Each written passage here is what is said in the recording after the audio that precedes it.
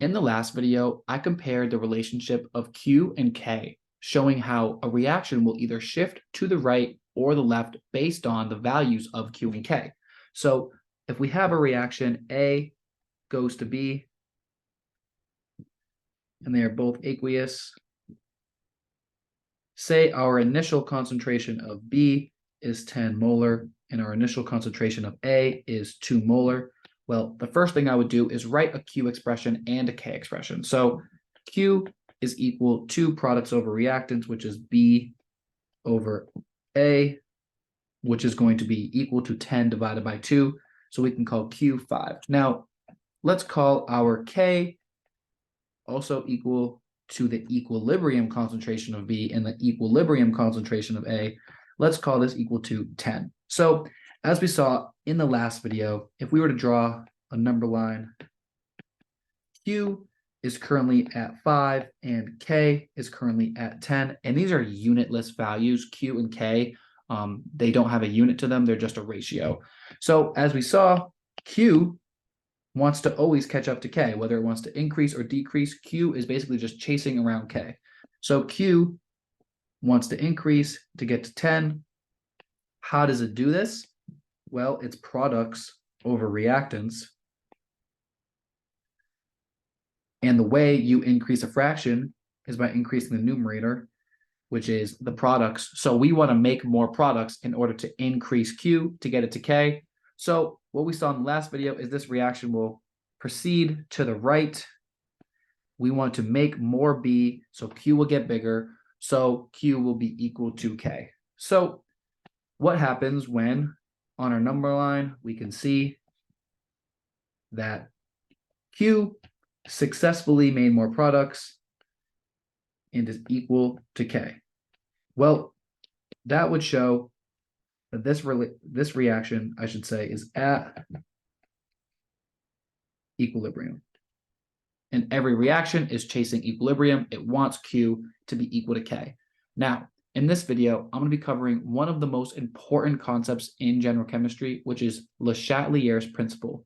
Le Chatelier's principle describes what way the reaction will shift either to the left or to the right based on a disruption of equilibrium. Now, what do I mean by that? If we have the reaction from the page before, A goes to B, both aqueous. Now, what if we said K was equal to 10, which is equal to B over A, and we said this reaction is now at equilibrium. So Q will also be equal to B over A, which would be equal to 10 at this given point.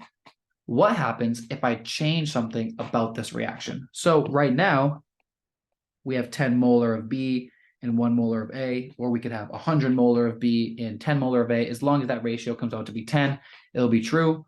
So what happens if I were to add B or take away some B or add A and take away some A?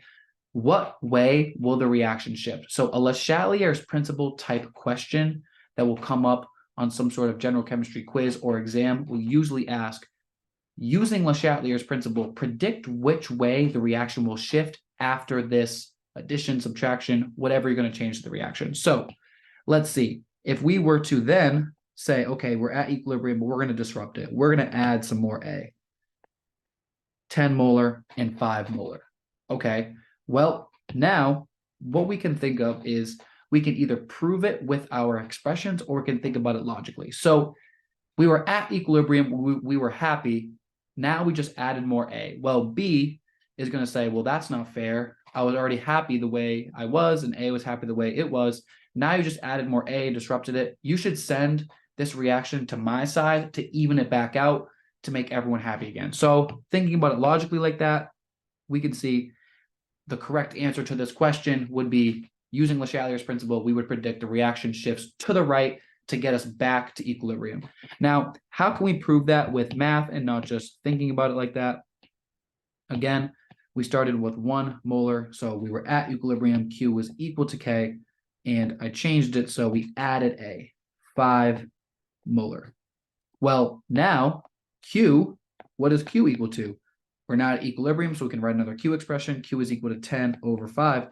Q is equal to 2. So Q is less than K again. So Q is going to want to catch up to K.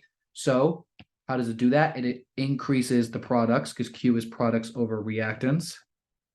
So it wants to increase the products. We can send it this way. In the same way, what happens if we were to, K will never change. What happens if we were to be at equilibrium and instead we increase the products to 100? Now, what is our Q expression? Q, which is still equal to B over A, is now equal to 100 over 1, which is 100. Now, Q is greater than K. We need to get Q to be equal to K, so we should not make as many products. We should decrease that numerator and send this reaction the other way. That will decrease Q. That will get it back to K. Thinking about that logically, it was happy before, and now A is like, wait, the product side is way too much. You should send the reaction my way to even it back out, and so everyone can be happy. So Le Chatelier's principle is super important. The interplay between Q and K is super important. Knowing how reactions proceed left and right in equilibrium is one of the most important topics in general chemistry, and a lot of questions can stem from this topic.